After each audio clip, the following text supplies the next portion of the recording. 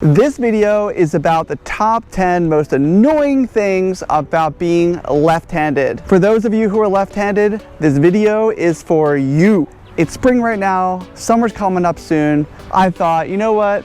Let's make a video a little bit early for National Left-Handed Day. Bill Gates, Oprah Winfrey, Leonardo da Vinci, George H.W. Bush, Bill Clinton, Barack Obama, Prince William, the Queen herself, hello lovely, Angelina Jolie, and even Lady Gaga are left-handed. Before I get into the top 10 list, there are a few things that I want you to know about being left-handed versus being right-handed. If you are left-handed like myself, that means the right side of your brain controls what the left side of your body does. If you are right-handed, then the left side of your brain controls what the right hand does. Usually, people who are left-handed are considered more artistic, creative, they have bigger imaginations, they have deeper intuition, clearer insights, they have more holistic thoughts, they even are known to be better with music. If you are right-handed, then the left side of the brain is known for analytical thought,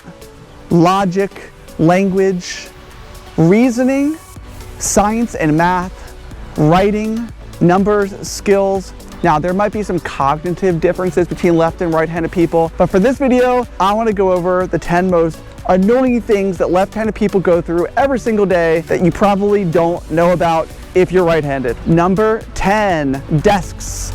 In grade school, junior high, high school, you probably used a right-handed desk, right? The ones that you're in detention and you're sitting there and you have to do your homework because you didn't do it or you're talking too much in class. And it's pretty comfortable, you can lean. But if you're left-handed, there's a void space where there's nowhere for your arm to go. So there's usually one left-handed desk in the room, the one that's like in the corner with cobwebs on it that broke about 10 years ago and they never replaced it. Number 9, group dinners. You may think, well, I'm getting drinks, I'm going out with friends, this is a really good time. Not so much for left-handed people. What exactly is the problem? Well, when you are using a knife to cut something, you are actually moving your arm to the right.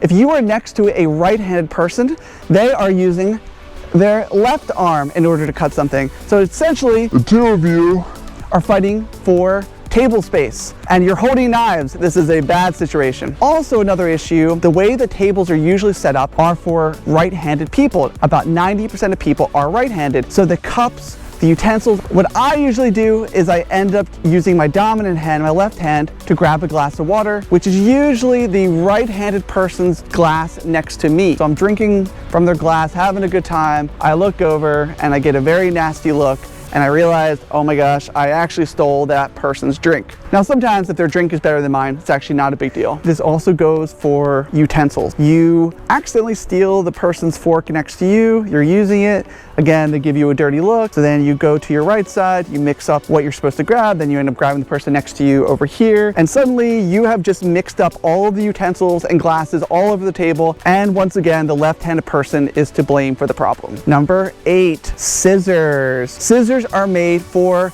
right-handed people. You probably aren't even aware of this because you're right-handed and you live in a privileged world where everything is so great and perfect all the time. Left-handed people just cannot use the normal scissors. There are left-handed scissors, but you have to go out of your way to buy them. You have to bring them with you. Really, really annoying stuff. Number 7, opening the door. You may think again, opening the door, how difficult is that? Think about the direction that the door opens when you do it. I have to use this arm, pull it close to my chest, and walk it back.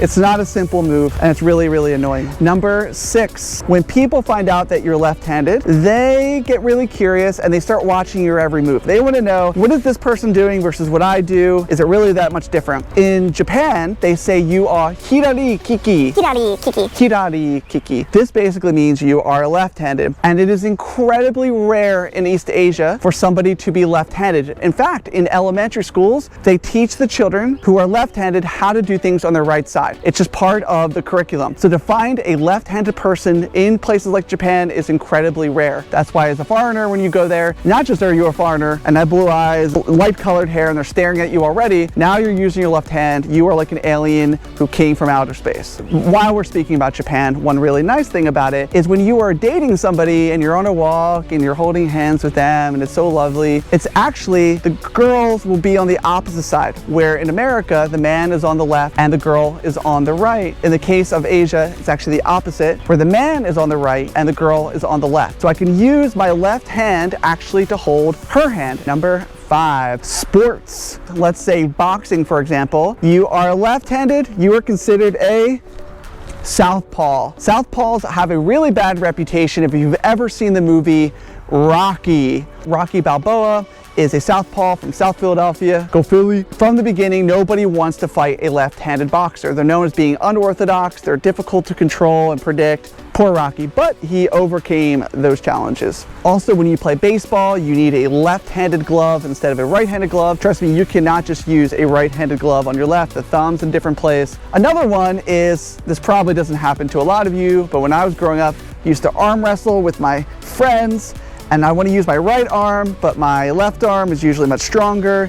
And so I'd lose in arm wrestling and they'd all make fun of me and go, you know, oh, you think you're so strong. And I'm like, well, if you use your left arm, let's see how strong you actually are. And then they lose and they refuse to do it again. And I'm that weird left-handed person, whatever. Now, in many cultures, left-handed people are considered less intelligent than other people. They're considered a little bit strange and weird and awkward. And that's not cool, but that's just kind of how it is. So traveling around, people find out you're left-handed. They look at you a little weird and they just think that you are not as smart as they are. But you know what? As the brain has told us, we are more artistic and creative. So I guess I'm gonna have to live with that. Fighting over elbow space in an airplane or train. You are sitting there, you're comfortable, you're ready for your 2, 3, 12, 15-hour flight around the world, and suddenly, as a left-handed person, I put my elbow on the armrest, and then the person to my left looks at me, gives me a dirty look, and I slowly pull it away, and they drop their right arm down,